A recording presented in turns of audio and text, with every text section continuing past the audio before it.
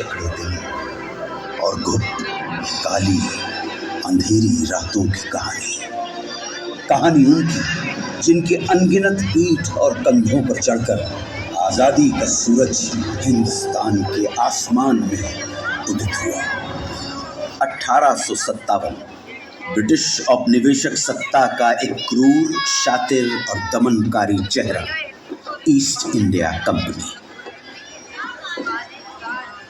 Company ने सिपाहियों को एक नई किस्म की इनफील्ड राइफल दी। इसमें गोली भरने के लिए कारतूस को दांतों से काटकर खोलना पड़ता था। ऐसा करना हिंदू और मुस्लिम सिपाहियों की धार्मिक भावनाओं के विरुद्ध था, क्योंकि कारतूसें चर्बी से बनी हुई थी। और इन्हीं परिस्थितियों में अंग्रेजों के खिलाफ ऐतिहासिक विद्रोह का शंखनाद करने वाले प्रथम नायक थे।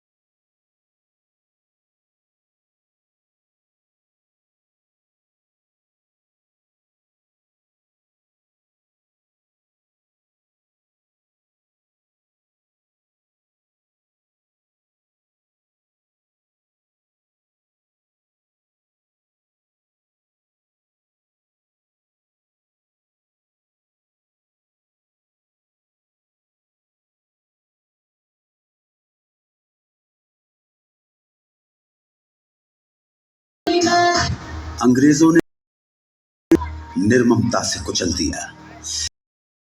दिल्ली पर कब्जे के आखिरी मुगल बादशाह बहादुर शाह जफर गिरफ्तार कर लिए गए।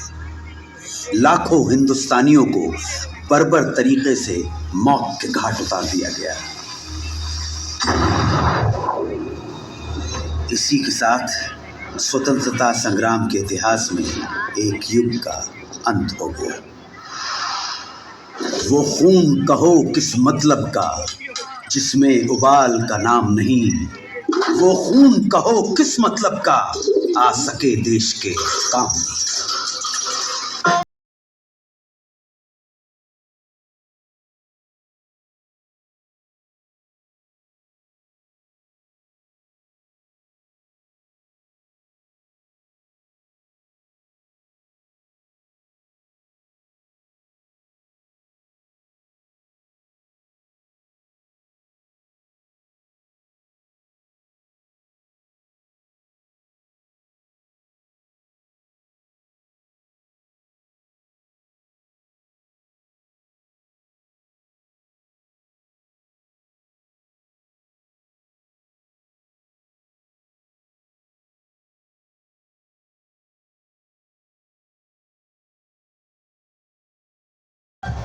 स्वदेशी आंदोलन का नेतृत्व कर रहे नेताओं को अंग्रेज गिरफ्तार करने लगे और ये आंदोलन धीरे धीरे खत्म।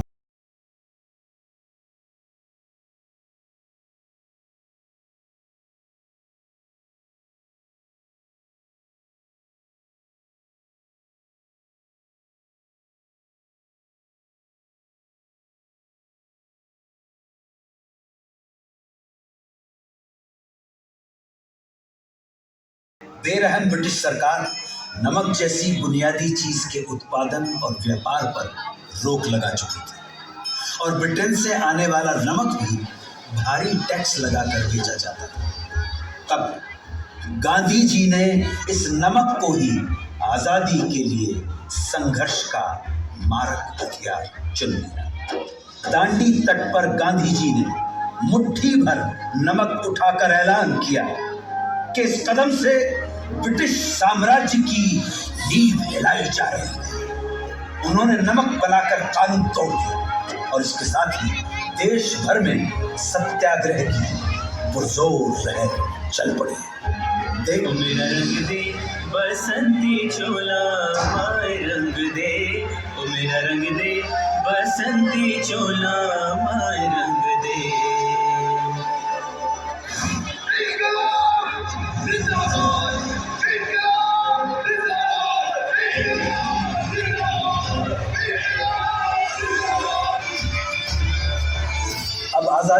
लड़ाई को अंजाम तक पहुंचाने के लिए महात्मा गांधी ने भारत छोड़ो आंदोलन की घोषणा की। उन्होंने देश की जनता को एक महामंत्र दिया, करो या मरो।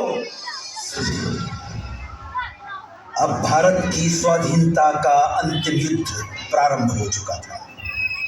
आजादी के दीवाने अपने अथक सामूहिक संघर्ष और कुर्बानी की धधकती लौ में सदियों की गुलामी और शोषण की जंजीरें पिघलाने की कगार पर थे।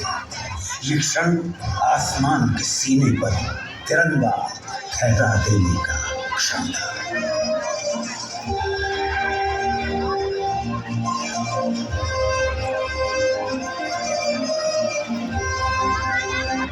न ठहरा था न ठहरा हूँ, मैं नए भारत का चेहरा हूँ, मैं नए भारत का चेहरा हूँ, मैं नए भारत का चेहरा